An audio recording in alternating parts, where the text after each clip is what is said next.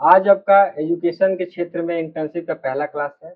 आज का हमारा टॉपिक है इंट्रोडक्शन ऑफ एजुकेशन, नई शिक्षा नीति क्या है और हमारा एजुकेशन सिस्टम कैसे वर्क करता है। तो इस पर हम थोड़ा सा जानकारी लेंगे। आज हमारा पहला क्लास है, आप लोग इस क्लास को देखिए। तो पहला क्लास में हम लोग जानेंगे कि introduction of education system. Education system क्या है? देखिए, किसी भी सभ्य समाज और राष्ट्र के निर्माण और विकास में सबसे महत्वपूर्ण आधारशिला है। यह केवल स्कूल और किताबों से ज्ञान प्राप्त करने तक सीमित नहीं है, बल्कि ये निरंतर चलने वाली प्रक्रिया है। ये एक ऐसी प्रक्रिया है जिससे समाज को हम सभ्य बना सकते हैं। अच्छा, आप लोग देखते होंगे कि वही देश सबसे ज्यादा सक्सेस है जिसका लिटरेसी रेट सबसे ज्यादा है। तो शिक्षा का सीधा प्रभाव हमारे विकास पे पड़ता है, हमारे राष्ट्र पे पड़ता है। तो शिक्षा बहुत महत्वपूर्ण चीज है, ठीक है। ये एक ऐसी प्रक्रिया है जिसको आप निरंतर सीखते रहते हो। शिक्षा का कभी कोई अंत नहीं है, आप लगातार पढ़ते जाओ, नई नई चीजों को सीखते हो, नई नई चीजों को एक्सप्लोर करते हो। ये सब शिक्षा का ही एक प्रारूप है। इसमें क्या होता है कि व्यक्ति का सर्वांगीण विकास होता है। सर्वांगीण विकास को हम कैसे समझ सकते हैं? इसमें क्या होता है कि व्यक्ति का शारीरिक, क्योंकि अगर हम शिक्षित होंगे तब तक शरीर को लेकर भी अवेयर रहेंगे। उसके बाद मानसिक मानसिक विकास, अगर हम ज्यादा अच्छा से अगर हम किसी टॉपिक के बारे में जानते हैं, हम शिक्षा के बारे में अच्छा से जानते हैं, तो हमारा मानसिक विकास भी अच्छा होगा, हम तर्क अच्छा दे पाएंगे। उसके बाद सामाजिक और आध्यात्मिक विकास भी होता है, ठीक है।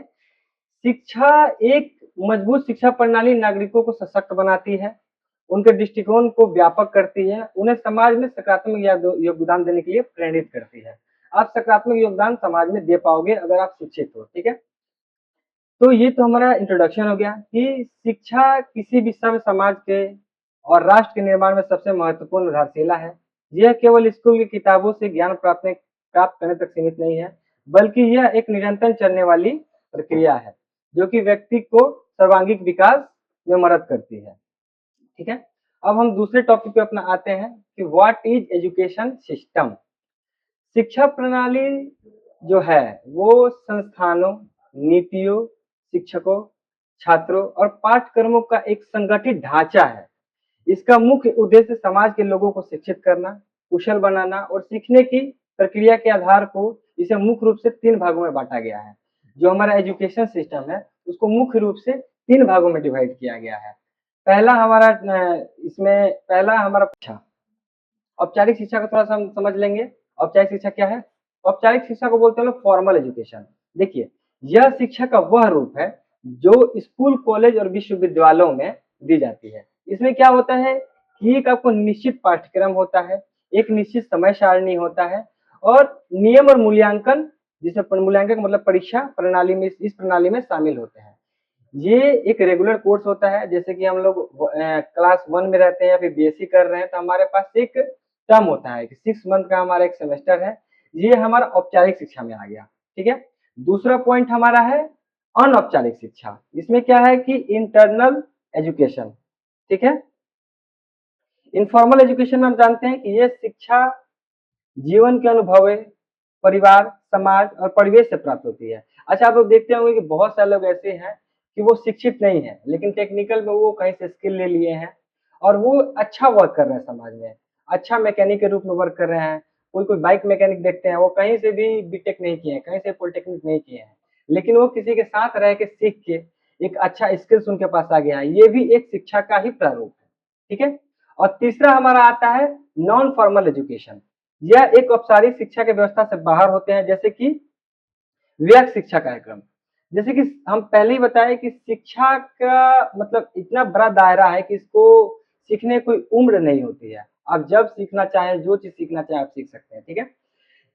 इसमें क्या है कि डिस्टेंस लर्निंग, अभी बहुत सारा ऐसा प्लेटफॉर्म है जो कि आपको डिस्टेंस लर्निंग प्रोवाइड करता है। जैसे कोर्सेरा है, आपको सर्टिफिकेट कोर्स प्रोवाइड करता है। आईटी के बहुत सारे कोर्सेज हैं, स्किल डेवलपमेंट के कोर्स हैं आपके पास।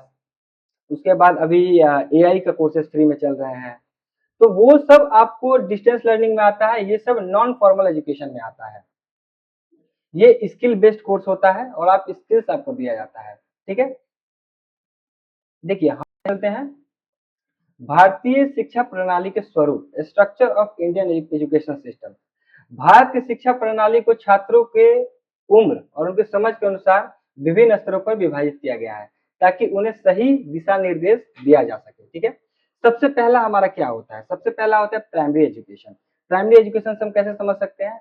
जब हम प्री स्कूल में जाते हैं तो वहां से हमारा प्राइमरी एजुकेशन स्टार्ट हो जाता है। ठीक है, यह शिक्षा का सबसे बुनियादी स्तर है। यहाँ पे हमारा बेस क्लियर होता है, हमको नए नए वर्ड्स इंट्रोड्यूस करवाया जाता है, हमको सब्जेक्ट बताया जाता है, हमको कलम पकड़ना सिखाया जाता है। ये सब चीज हमारा प्राइमरी एजुकेशन का पार्ट है। उस समय हमारे मैथ का बेस मजबूत किया जाता है। ये सब चीजें बुनियादी गणित, नैतिक मूल्य सिखाए जाते हैं। तो मेनली बात यह है कि यहाँ पे हमारा जो एजुकेशनल नींव है उसको मजबूत किया जाता है। उसके बाद दूसरा हो गया हमारा माध्यमिक शिक्षा, सेकेंडरी एजुकेशन। इस स्तर पर छात्रों को विभिन्न विषयों के बारे में जानकारी दिया जाता है, जैसे विज्ञान, कला, गणित, इस सब बारे में उनको बताया जाता है। उनके चरण और भविष्य के करियर की दिशा तय करने में यह महत्वपूर्ण भूमिका निभाती है छात्रों के, क्योंकि ये एक बुनियादी है। इसमें बुनियाद आपको मजबूत किया जाता है, आपको थोड़ा सा डीप जानकारी दिया जाता है। और अंत में आता है मेरा उच्च शिक्षा, हायर एजुकेशन। इसमें कॉलेज और विश्वविद्यालय के स्तर की पढ़ाई शामिल है, जैसे कि ग्रेजुएशन, पोस्ट ग्रेजुएशन और रिसर्च, जैसे पीएचडी जो लोग करते हैं। ये एक विशेष क्षेत्र विशेषता प्रदान करती है। इसमें क्या होता है कि एक विशिष्ट सब्जेक्ट को पकड़ के हम लोग पढ़ते हैं और उसके बारे में डीप जानकारी लेते हैं। ठीक है, अब थोड़ा सा हम जानते हैं कि नई शिक्षा नीति के अनुसार हमारे नई शिक्षा नीति के अनुसार क्या महत्वपूर्ण बदलाव किए गए हैं हमारे शिक्षण प्रणाली में। भारतीय शिक्षा प्रणाली में हाल ही में सबसे बड़ा बदलाव हुआ है। राष्ट्रीय शिक्षा नीति 2020 के अनुसार आपको एक नया ढांचा इंट्रोड्यूस किया गया है, 5+3+3+4 का नया ढांचा। पुरानी +2 प्रणाली को हटाकर अब स्कूली शिक्षा को 4 चरणों में फाउंडेशनरी, प्रिपरेटरी, मिडिल और सेकेंडरी में वैज्ञानिक तरीकों से बांटा गया है। ठीक है, फाउंडेशन में आपका प्री स्कूल से लेके 1 क्लास तक आ जाएगा, जिसमें आपको फाउंडेशन को मजबूत किया जाता है। उसके बाद प्रिपरेटरी में आपको 1 क्लास से लेके 3 क्लास तक का कोर्सेस आ जाएंगे। उसके बाद मिडिल स्कूल में, मिडिल में आपका आएगा 3 से लेके 8 तक का। उसके बाद सेकेंडरी में आपका 8 से लेके 12 तक का इसमें शामिल किया गया है। इसमें एक बहुत अच्छा चीज शामिल किया गया है, इसमें है व्यवसायिक शिक्षा। इसको बोलते हैं वोकेशनल एजुकेशन पर जोर दिया गया है। शिक्षा में बहुत बड़ा बदलाव है। इसमें क्या है, कक्षा 6 से ही छात्रों को व्यवसायिक शिक्षा और इंटर्नशिप के अवसर प्रदान किए जा रहे हैं। इसका उद्देश्य छात्रों को व्यवहारिक कौशल सिखाना है ताकि वो भविष्य के लिए तैयार हो सके। आपका ये इंटर्नशिप भी इसी प्लान के तहत करवाया जा रहा है, ताकि आपको एक वोकेशनल एजुकेशन भी आपको दिया जा सके रेगुलर कोर्सेज के साथ साथ। इसमें क्या है कि फ्लेक्सिबिलिटी फ्लेक्सिबिलिटी आपको इसमें दिया गया है। फ्लेक्सिबिलिटी का मतलब है कि छात्रों को अपने रुचि के अनुसार विषय चुनने की आजादी दी गई है। अब इसमें आर्ट, साइंस और कॉमर्स के बीच की कोई दीवारें नहीं है। इस दीवार को खत्म कर दिया गया है। आपका जिस सब्जेक्ट में रुचि है आप उसमें इंटर्नशिप कर सकते हैं, अपने स्किल्स को निखार सकते हैं और आप समाज में योगदान दे सकते हैं। अपने स्किल्स को अच्छा करके आप कहीं पे जॉब भी प्राप्त कर सकते हैं। ये नई शिक्षा नीति की सबसे मुख्य बातें थी। अब हम जानेंगे कंक्लूजन, इस क्लास का कंक्लूजन क्या है। यह एक प्रभावी शिक्षा प्रणाली केवल रोजगार पाने का साधन नहीं है, बल्कि यह एक सभ्य, विचारशील और प्रगतिशील समाज के निर्माण का तंत्र है।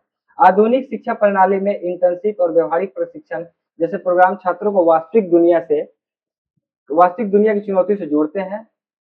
इसके इससे उनके आत्मविश्वास और कार्य क्षमता की वृद्धि होती है, जो उनके सफल करियर बनाने में अत्यंत आवश्यक है। इसका नटशेल में अगर बात किया जाए तो आप अगर इंटर्नशिप करते हैं तो अपने स्किल्स को निखार सकते हैं। आप जिस क्षेत्र में आगे बढ़ना चाहते हैं, अपने विषय वस्तु से हटकर कोई जानकारी लेना चाहते हैं, उस क्षेत्र में आप जानकारी ले सकते हैं। आप एक नया स्किल सीख सकते हैं।